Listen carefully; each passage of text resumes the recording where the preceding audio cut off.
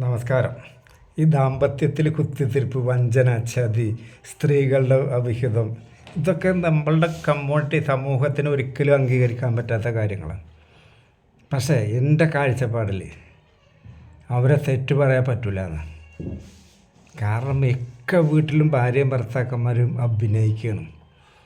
അതായത് സ്നേഹം രണ്ടാൾ നേർക്ക് നേരെ കണ്ട ബെഡ്റൂമിലടിയാണ്. ചില സ്ത്രീകൾ ബെഡ്റൂമിൽ സാറ്റിസ്ഫൈഡ് അല്ല.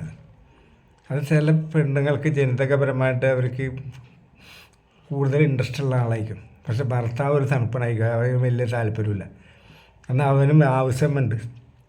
അപ്പം എന്ത് ചെയ്യും? സാധാരണ സ്ത്രീകളെ സംബന്ധിച്ചാണെങ്കിൽ അവർ അടുക്കള പണിയൊക്കെ കഴിഞ്ഞ് ഒന്ന് മേല് കഴുകിയൊക്കെ കിടക്കാൻ വരുമ്പോൾ 10-10:30 മണിയാവും. അപ്പോൾ ഇവൾ കാത്തിരിക്കും. അപ്പോൾ ഇവൾക്കറിയാം അത് മെനക്കേടാണ്. അപ്പോൾ ഇവൾ പറയും അവിടെ കൊളുത്ത് ഇവിടെ കൊളുത്ത് പുറം വേദനയൊക്കെ തിരിഞ്ഞ് കിടക്കും. ഇത് മതി. പിന്നെ അത് മാത്രമല്ല, ഇവൾ സാറ്റിസ്ഫൈഡ് അല്ലല്ലോ. അപ്പോൾ വീട്ടിൽ പിള്ളേരോട് പ്രശ്നം ഉണ്ടാക്കും, അമ്മായിയമ്മനോട് പ്രശ്നം ഉണ്ടാക്കും, ഭർത്താവ് പറഞ്ഞാൽ അനുസരിക്കില്ല. അങ്ങനെ ഇരിക്കുന്ന പെണ്ണുങ്ങളാണ് എളുപ്പത്തിൽ അവിഹിതം. ചില ഭർത്താക്കന്മാർ ഇൻസൾട്ട് ചെയ്യും, ആൾക്കാരുടെ ഇടയിൽ നിന്നൊക്കെ കളിയാക്കും. ഇവരൊക്കെയാണ് ശരിക്കും പറഞ്ഞാൽ ഈ ഇൻസ്റ്റയിലും ഈ ഫേസ്ബുക്കിലൊക്കെ പരിചയപ്പെട്ടിട്ട് ഒരു പരിചയമില്ലാത്തവൻ്റെ ഒപ്പം ചാടി പോണതൊക്കെ രക്ഷപ്പെടുകയാണ് അവർ. പക്ഷേ അവർ സക്സസ് ആകില്ല, അവരായി വലിയ കുണ്ടിലാണ് ചാടുന്നത്. അതായത് ചില സ്ത്രീകൾ കൂടുതൽ ഇൻട്രസ്റ്റ് ഉള്ളവരുണ്ടോ, ആണിന് താല്പര്യമില്ല. അതുപോലെ നേരെ ഓപ്പോസിറ്റും ഉണ്ടോ.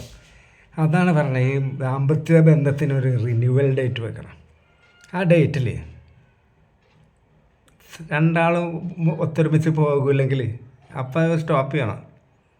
അപ്പോൾ എൻ്റെ അഭിപ്രായം എന്ന് പറഞ്ഞാൽ 2 കൊല്ലം പിള്ളേർ വേണ്ട, ഒരു ലിവിങ് ടുഗദർ പോലെ അത് ഫിക്സ് ചെയ്യണമെങ്കിൽ ഇവരെല്ലാം കൊണ്ട് പൊരുത്തുള്ള ആളായിരിക്കണം. അതാണ് ഞാൻ പറഞ്ഞത്. എൻ്റെ അഭിപ്രായം ഉണ്ട്. ഞാൻ ആരും ഓടിച്ച് തെറി പറയാൻ നിൽക്കണ്ട. മിക്ക വീട്ടിൽ അഭിനയിക്കണം. പിന്നെ ചില സ്ത്രീകളുണ്ട് വീട്ടിൽ സാറ്റിസ്ഫൈഡ് ആണെങ്കിലും ചില ആൾക്കാർ വാചാലമായിട്ടൊക്കെ സംസാരിച്ചൊക്കെ ഇതാകുമ്പോൾ പെട്ടെന്ന് വീണു പോകും. അതിനവരെ പറഞ്ഞിട്ട് കാര്യമില്ല, അത് അവരുടെ സ്ത്രീ എന്ന് പറഞ്ഞാൽ അതാ. പിന്നെ പറയും വഞ്ചന, ഭർത്താവിനെ വഞ്ചിച്ച്, ഭർത്താവ് ഭാര്യനെ വഞ്ചിച്ച്. ഇതൊന്നും വഞ്ചനയായിട്ട് കൂട്ടരുത്. ഭക്ഷണം, വിശ്രമം, ഉറക്കമൊക്കെ പോലെ തന്നെ അത്യാവശ്യമുള്ളൊരു സാധനമാണ് സെക്സും. അപ്പോൾ ചിലപ്പോൾ സാഹചര്യം എല്ലാ വൈബും ഒക്കെ ഒത്തു വന്ന് വേറെ ആരും അറിയില്ല എന്നൊക്കെ ഒരു കോൺഫിഡൻസ് വന്നാൽ ചിലപ്പോൾ മിക്ക സ്ഥലത്തും സംഭവിക്കുന്നുണ്ട്. പക്ഷേ അതൊക്കെ വളരെ രഹസ്യമായിട്ട് ആണ് നടക്കുന്നത്. അല്ലാണ്ട് ഇവിടെയുള്ള എല്ലാവരും പുണ്യാളത്തികളൊന്നുമില്ല. എന്നോട് പല കപ്പിൾസും ഓരോ ബെഡ്റൂമിലെ കാര്യങ്ങളൊക്കെ പറയുമ്പോൾ എന്താ, അവൾക്ക് താല്പര്യമില്ല അല്ലെങ്കിൽ അയാൾക്ക് താല്പര്യമില്ല. ഞാൻ പറഞ്ഞ റീസൺ ഒരുപാടുണ്ട്. ഞാൻ പറഞ്ഞല്ലേ, ഒരു വീട്ടമ്മ എല്ലാം കഴിഞ്ഞ് വരുമ്പോൾ ഇവനിൽ ആവശ്യമില്ലാത്ത ചെറിയ ഇതും കൊണ്ട് ചെല്ലുമ്പോൾ അവൾക്ക് അതിന് ഒഴിവില്ല.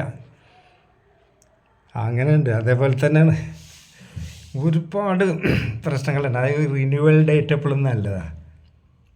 ദാമ്പത്യ ബന്ധം എന്ന് പറഞ്ഞാൽ ഒരു കണക്കിന് പറഞ്ഞാൽ കല്യാണം കഴിച്ച് കഴിഞ്ഞാൽ അഭിനയിക്കുകയാണ്. പിന്നെ മക്കൾക്കൊക്കെ വേണ്ടിയാണ് ജീവിതം ജീവിച്ച് തീർക്കുകയാണ്.